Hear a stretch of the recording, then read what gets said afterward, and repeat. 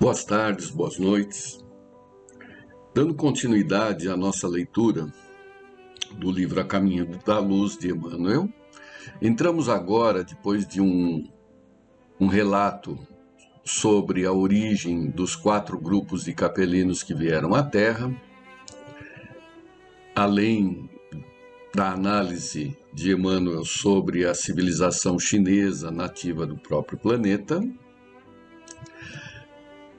Nesse capítulo, ele reabre o estudo com a análise das grandes religiões do passado. Vamos à leitura. As primeiras organizações religiosas da Terra tiveram naturalmente sua origem entre os povos primitivos do Oriente, aos quais enviava Jesus periodicamente os seus mensageiros e missionários. Dada a ausência da escrita naquelas épocas longínquas, todas as tradições se transmitiam de geração a geração, através do mecanismo das palavras. Todavia, com a cooperação dos degredados do sistema da capela, os rudimentos das artes gráficas receberam os primeiros impulsos, começando a florescer uma nova era de conhecimento espiritual no campo das concepções religiosas. Os Vedas, que contam mais de 6.000 anos, já nos falam da sabedoria dos Sastras, ou grandes mestres das ciências hindus, que os antecederam de mais ou menos 2 milênios, nas margens dos rios sagrados da Índia. Vê-se, pois, que a ideia religiosa nasceu com a própria humanidade, constituindo o alicerce de todos os seus esforços e realizações no plano terráqueo. A escrita ela tem a origem na Mesopotâmia, né? A Mesopotâmia é ali atualmente o Iraque, né? E que apresentou os primeiros registros de escrita cuneiforme. Cuneiforme na forma de cunha, em que são impressas em barro mole e depois secam, formando as placas, né? Essas civilizações, né, que deram origem a essa escrita são os sumérios. A gente sempre comenta dos sumérios porque são os primeiros que trazem algum registro desse tipo de ação, né? Eles formaram a sua civilização, suas cidades e estados, e tinham uma base religiosa, e curiosamente colocando que a escrita eles haviam recebido de uma deusa que roubou do deus do conhecimento, né? Essa era a mitologia da época.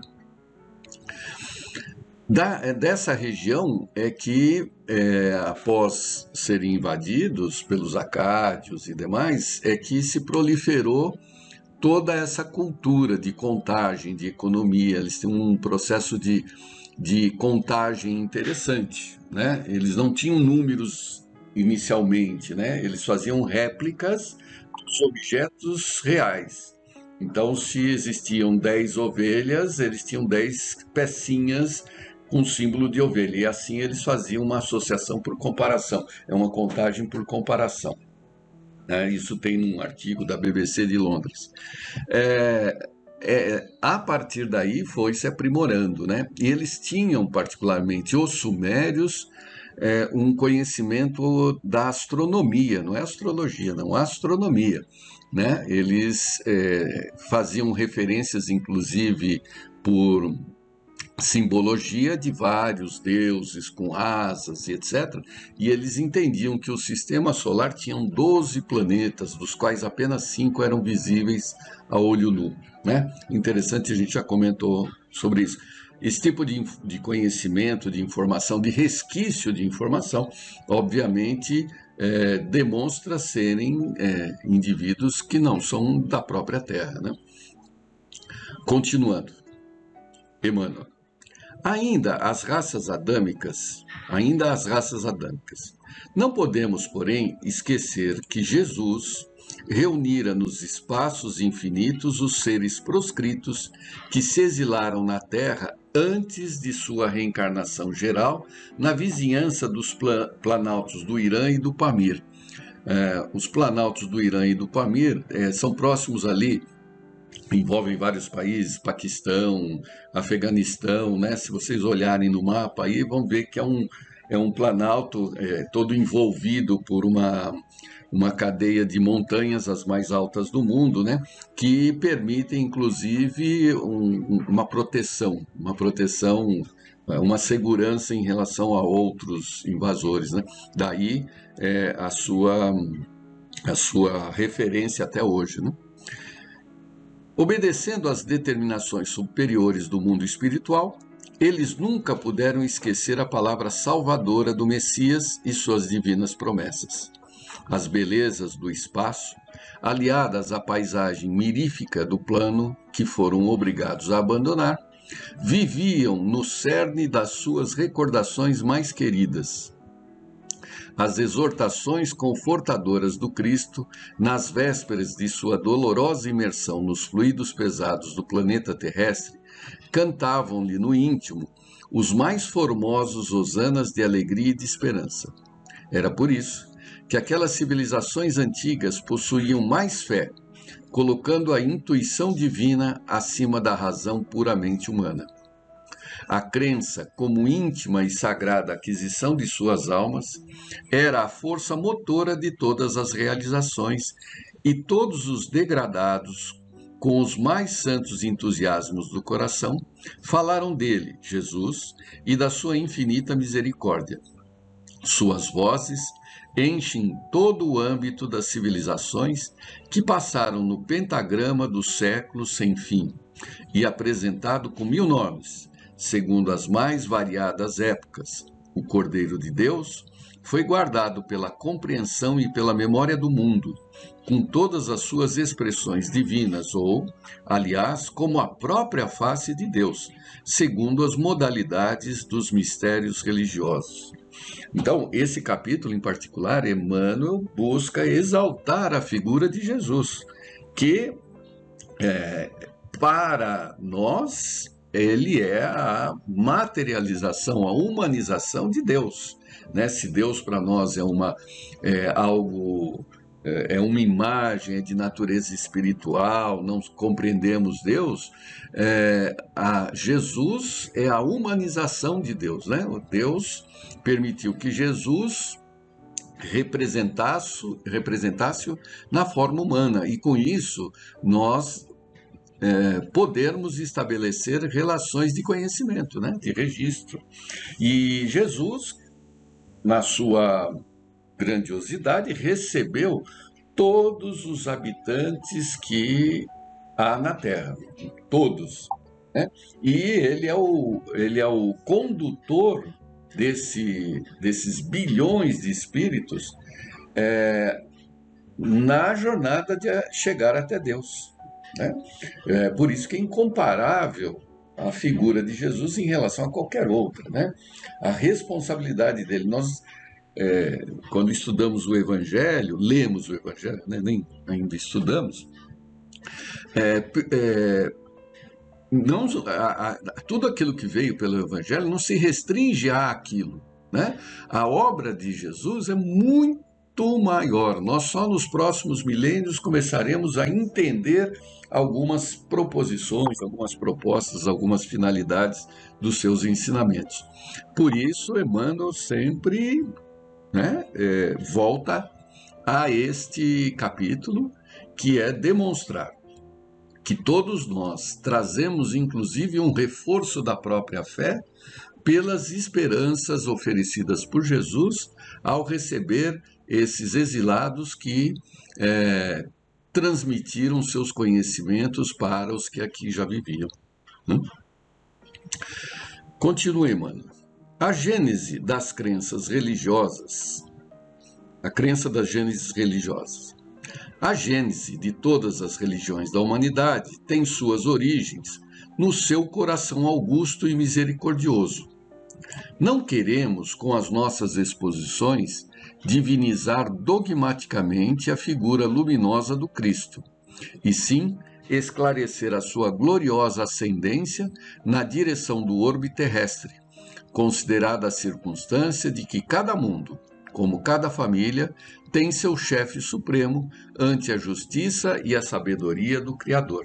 Então aqui ele traz, ele confirma aquela informação de que cada planeta tem o seu responsável, né? E ele traz aqui como cada família tem o seu responsável, e aí nós estendemos, né? Então o planeta tem um responsável que é o Cristo, cada país tem um responsável, cada cidade tem o seu patrono, cada quarteirão tem o seu vigilante, cada família tem um espírito que predominantemente orienta, e cada indivíduo tem o seu guia espiritual, né? Essa cadeia hierárquica, né, de espíritos superiores garante, juntamente com a consciência direta de Deus nos ligando a Ele, que mudamos, caminhamos, avançamos para valores superiores. Não são simplesmente mudanças, não são simplesmente transformações, é a evolução. A evolução significa que o passo seguinte é superior ao passo anterior. E essa superioridade se mede em valores morais.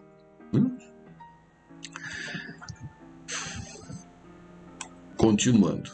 Fora erro crasso julgar como bárbaros e pagãos os povos terrestres que ainda não conhecem diretamente as lições do seu evangelho de redenção, porquanto a sua desvelada assistência acompanhou, como acompanha a todo tempo, a evolução das criaturas em todas as latitudes do orbe. A história da China, da Pérsia, do Egito, da Índia, dos árabes, dos israelitas, dos celtas, dos gregos e dos romanos está alumiada pela luz dos seus poderosos emissários. E muitos deles tão bem se houveram no cumprimento de seus grandes e abençoados deveres, que foram havidos como sendo ele próprio Jesus, em reencarnações sucessivas e periódicas do seu divinizado amor. No Manava Dharma encontramos a lição do Cristo. Na China encontramos Forri, Lao Tse, Confúcio. Nas crenças do Tibete está a personalidade de Buda, e no Pentateuco encontramos Moisés. No Alcorão vemos Maomé. Cada raça recebeu seus instrutores, como se fosse ele mesmo, chegando das resplandecências da sua glória divina. Aqui, Emmanuel exemplifica, né, tudo isso que ele mesmo preparou antes, né? Essas figuras, esses avatares, né, esses representantes do Cristo, desempenharam tão bem seu papel que muitas pessoas os confundem, os igualam, o que não é procedente, né? Todas elas, conhecendo intuitivamente a palavra das profecias, arquivaram a história dos seus enviados, nos moldes de sua vinda futura, em virtude das lembranças latentes que guardavam no coração acerca da sua palavra nos espaços, tocada de esclarecimento e de amor. Então, né, existem aí referências, né, daquela assembleia em que Jesus recebe esses espíritos e os animam, né? A perda do paraíso, entre aspas, a perda do planeta do sistema de Capela era uma perda temporária, né? Havia e há esperança de retomada, a esperança de reconquista, bastando para tanto se modificar, né? E que mantivessem a fé nessa modificação. E isso foi o germe das diversas religiões, né? Os vários povos do mundo... Não, eu pulei um capítulo. A verdade é que todos os livros e tradições religiosas da antiguidade guardam entre si a mais estreita unidade substancial. As revelações evolucionam numa esfera gradativa de conhecimento. Todas se referem ao Deus impersonificável, que é da essência da vida de todo o universo. E no tradicionalismo de todas, palpita a visão sublimada do Cristo, esperado em todos os pontos do globo. Então, um conceito fundamental, essa impersonificação de Deus, quer dizer, Deus não é uma pessoa, Deus não é algo que consigamos imaginar até, Não existem até palavras em algumas civilizações para se referir a Deus. Então, Jesus passa a fazer essa interface, esse intercâmbio, Eu sei que muita gente vai lembrar, fala assim, mas existe a informação doutrinária de que somos feitos à imagem e semelhança de Deus. O próprio Evangelho fala sobre isso. Ora, então, ficamos com essa imagem de que temos braços e pernas, porque Deus tem braços e pernas. E André Luiz, no livro Mecanismos da Mediunidade, ele menciona isso de uma forma diferente. Sim, somos feitos à imagem e semelhança de Deus na capacidade de pensar. Então, Deus pensa no universo, Deus pensa na criação. O que é que Deus faz? Deus pensa. E como somos filhos de Deus, temos o atributo também do pensamento. Então, é isso que nos assemelha a Deus. A capacidade de pensar. O que é o pensamento? É a expressão do Espírito. Então, o Espírito é essa entidade indefinível, que tem a sua sede na mente, todo o seu conhecimento está lá, e essa mente se expressa, ela se faz conhecer, ela existe através da emissão dos próprios pensamentos. Esse mecanismo da formação dos pensamentos é que faz com que ele perceba o entorno e receba informações do entorno. Como se fosse uma gota de água dentro de um oceano, nas palavras até de André Luiz mesmo, no livro referido.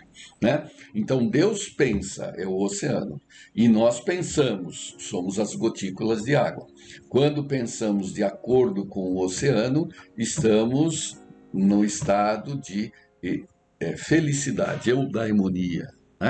Quando pensamos diferentemente, então temos que alinhar esses pensamentos, é a hora que nós temos que nos corrigir, nos adequar, nos ajustar, não é nem corrigir, nos ajustar. Ajuste é a base, a raiz da palavra justiça. Então, justiça é o ajuste que nós temos que fazer dos próprios pensamentos em relação aos pensamentos de Deus. Então, Deus não criou o mundo, ele criou o mundo e mantém o mundo. Ele mantém o tempo todo, direto, Ele mantém o mundo, por isso a participação, a ciência dele, a ciência no sentido de estar ciente do que acontece com toda a sua criação. Então, Deus é presente, Deus é vivo, Deus não está sentado nas nuvens, observando o que fazemos, anotando o que é certo e o que é errado para corrigir ou premiar. Não é nada disso. É um processo todo em que ele pensa, nós estamos pensando junto com ele e junto com os outros, e com isso nós vamos nos acertando, nos ajustando para alinhar ao seu pensamento único, básico, profundo, que é o próprio amor. Estamos longe. Continuando.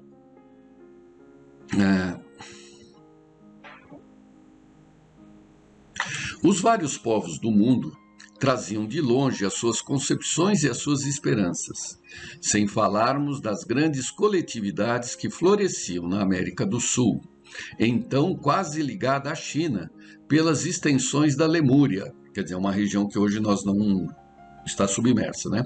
E da América do Norte, que se ligava à Atlântida. Não é, porém, nosso propósito estudar aqui outras questões que não se refiram à superioridade do Cristo e à ascendência do seu Evangelho nesses apontamentos despretensiosos. Citando, porém, todos os povos antigos do planeta, somos compelidos a recordar igualmente as grandes civilizações pré-históricas que desabrocharam e desapareceram no continente americano, de cujos cataclismos e arrasamentos ficaram ainda as expressões interessantes dos Incas e dos Astecas, que, como todos os outros agrupamentos do mundo, receberam a palavra indireta do Senhor na sua marcha coletiva através de augustos caminhos. Muito bem, nosso horário esgotou. Na semana que vem continuaremos nesse mesmo capítulo de exaltação de Jesus através da formação das primeiras religiões. Prazer em revê-los e até a próxima oportunidade.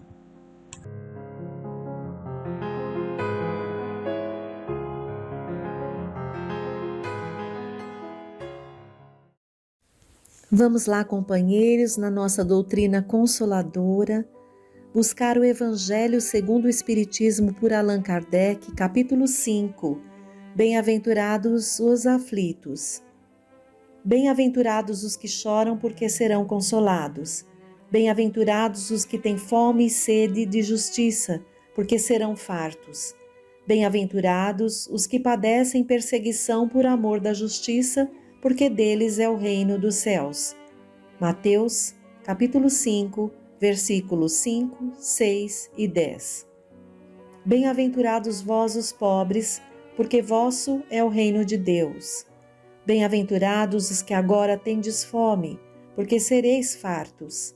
Bem-aventurados vós que agora chorais, porque rireis. Lucas, capítulo 6, versículos 20 e 21. Mas ai de vós, ricos, porque tendes no mundo a vossa consolação. Ai de vós, os que estáis fartos, porque tereis fome. Ai de vós, os que agora rides, porque gemereis e chorareis. Lucas, capítulo 6, versículos 24, 25. Item 14. O suicídio e a loucura.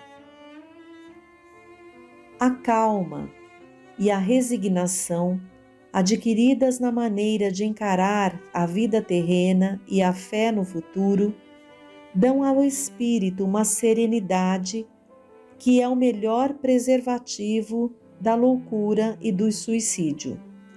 Com efeito, a maior parte dos casos de loucura são provocados pelas vicissitudes que o homem não tem força de suportar. Se, portanto, graças à maneira porque o Espiritismo faz encarar as coisas mundanas, ele recebe com indiferença e até mesmo com alegria os reveses e as decepções que em outras circunstâncias o levariam ao desespero. É evidente que essa força que o eleva acima dos acontecimentos preserva a sua razão dos abalos que o poderiam perturbar. O mesmo se dá com o suicídio. Se excetuarmos os que se verificam por força da embriaguez e da loucura, e que podemos chamar de inconscientes, é certo que, sejam quais forem os motivos particulares, a causa geral é sempre o descontentamento. Ora, aquele que está certo de ser infeliz apenas um dia e de se encontrar melhor nos dias seguintes, facilmente adquire paciência. Ele só se desespera se não vê um termo para os seus sofrimentos.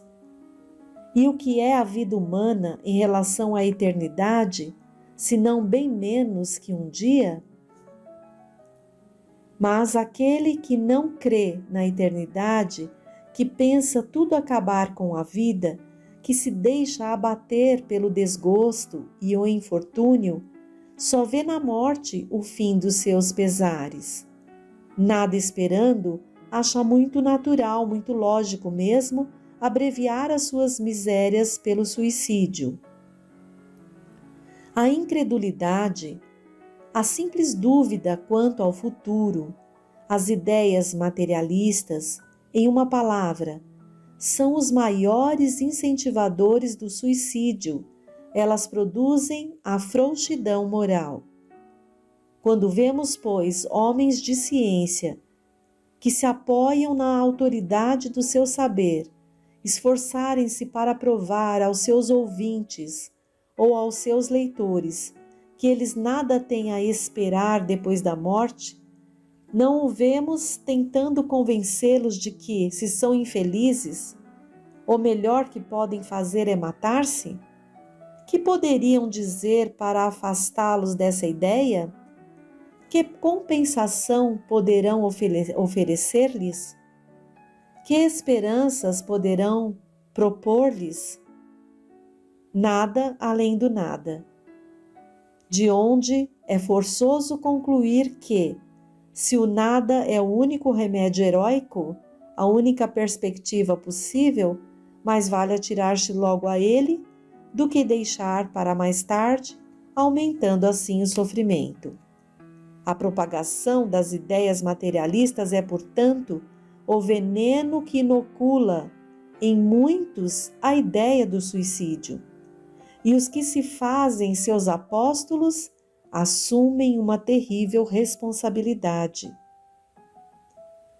Com o Espiritismo, a dúvida não sendo mais permitida, modifica-se a visão da vida. O crente sabe que a vida se prolonga indefinidamente para além do túmulo, mas em condições inteiramente novas. Daí a paciência e a resignação, que muito naturalmente afastam a ideia do suicídio. Daí, numa palavra, a coragem moral. O Espiritismo tem ainda a esse respeito outro resultado igualmente positivo e talvez mais decisivo. Ele nos mostra os próprios suicidas revelando a sua situação infeliz e prova que ninguém pode violar impunemente as leis de Deus, que proíbe ao homem abreviar a sua vida. Entre os suicidas, o sofrimento temporário em lugar do eterno, nem por isso mesmo é menos terrível. E em sua natureza dá o que pensar a quem quer que seja tentado a deixar este mundo antes da ordem de Deus. O espírita tem, portanto, para opor à ideia do suicídio muitas razões. A certeza de uma vida futura, na qual ele sabe que será tanto mais feliz quanto mais infeliz e mais resignado tiver sido na terra. A certeza de que, abreviando sua vida, chega a um resultado inteiramente contrário ao que esperava, que foge de um mal para cair noutro ainda pior, mais demorado e mais terrível, que se engana ao pensar que, ao se matar, irá mais depressa para o céu, que o suicídio é um obstáculo à reunião no outro mundo com as pessoas de sua afeição, que lá espera encontrar. De tudo isso resulta que o suicídio, só lhe oferecendo decepções, é contrário aos seus próprios interesses. Por isso, o número de suicídios que o Espiritismo impede é considerável. E podemos concluir que, quando todos forem espíritas, não haverá mais suicídios conscientes. Comparando, pois, os resultados das doutrinas materialista e espírita, sob o ponto de vista do suicídio, vemos que a lógica de uma conduz a ele, enquanto que a lógica de outra o evita, o que é confirmado pela experiência.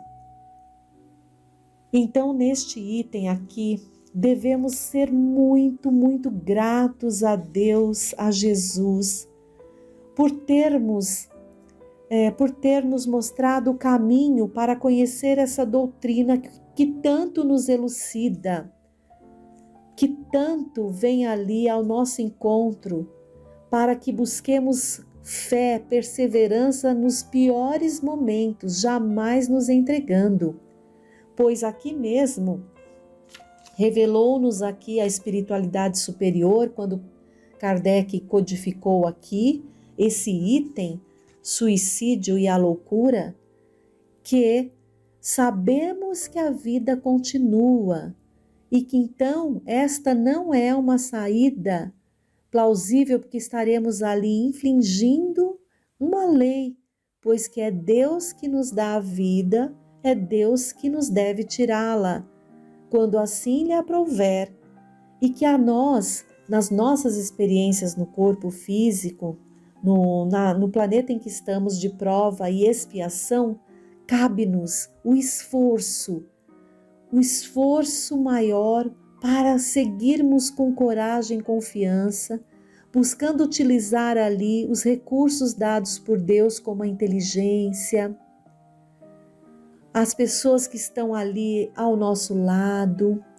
buscar ajuda, lembrarmos dos ensinamentos de Jesus, de suas virtudes, da humildade, jamais deixar que o orgulho, a vaidade tome conta do nosso ser, e essas ideias materialistas jamais devem fazer parte ali das nossas crenças, pois que nos levarão de imediato a resultados em que o espírito sofrerá muito no futuro. Então nós devemos ser muito gratos, pois já sabemos que a vida continua, que estamos no corpo aqui de passagem, que devemos nos esforçar por fazer o melhor, buscando recursos para ultrapassar ali as dificuldades que nos são apresentadas e sempre confiar, de que ao lado de toda dificuldade, Deus coloca ali um bálsamo, um apoio, algo que há de nos dar forças para passar. Se olharmos para trás, muitas vezes, muitos de nós já passamos por situações as quais pensamos que não iríamos aguentar. No entanto, passamos. Devemos ter fé e seguir, fazendo sempre aquilo que acreditarmos que é o melhor. Vamos reforçar um pouquinho sobre esse assunto pegando o livro Alerta, pelo espírito Joana de Ângeles, psicografado pelo nosso Divaldo Franco. O item 10, Gênesis de suicídios. Gênese, podemos entender aqui como se forma, tudo e aí relacionado a essa questão de suicídio. Então vamos ver, Gênesis de suicídios. A tristeza que agasalhas, levando-te à mortificação interior, de que não te consegues libertar, é fator destrutivo nos alicerces da tua personalidade. A mágoa, que conservas como ácido que te corrói os tecidos do sentimento, constitui morbo que em breve terminará por vencer as tuas resistências. A rebeldia sistemática a que te agrilhoas transformará as tuas aspirações duramente acalentadas em resíduos de infelicidade e tormento infindável. Defrontas os problemas que se manifestam no teu dia a dia entre a irritação e o desespero, estabelecendo matrizes de aflições que te conduzirão ao autoaniquilamento. Suicida não é somente aquele que, acionado pelo desconcerto da emotividade, se arroja no despenhadeiro da autodestruição física. Esta melancolia que te busca aos painéis da mente, tecendo as malhas da depressão, é sinal de alarme que não podes desconsiderar. Essa aflição que se agiganta, dominando-te o equipamento nervoso, convida-te a uma mudança de atitude que não deves postergar. Isto que te consome, desaparecendo e ressurgindo em roupagens de configuração nova, é desafio que deves enfrentar com estoicismo para saíres da desarmonia. 1000 pequenas injunções contra a tua saúde emocional e mental que deves rechaçar antes que sejas colhido pelo infortúnio da desencarnação injustificável e precipitada.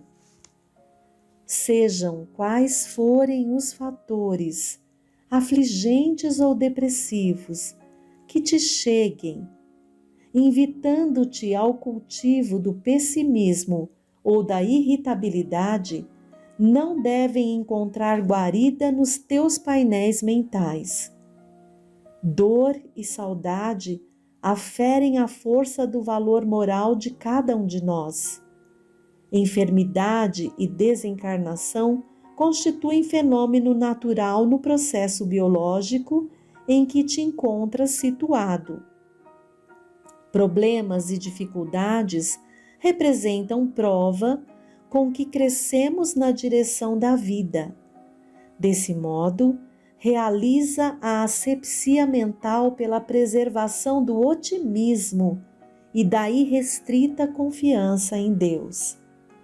Quando a vida te parecer sem objetivo e estiveres a ponto de cair, renova os teus conceitos e ora, buscando a divina inspiração, aurindo então a força que te propiciará sair do ocaso emocional e transformará os teus problemas em ação de benemerência para os teus irmãos, descobrindo por fim que a linguagem universal do bem é a terapia preventiva e curadora para o suicídio e a loucura.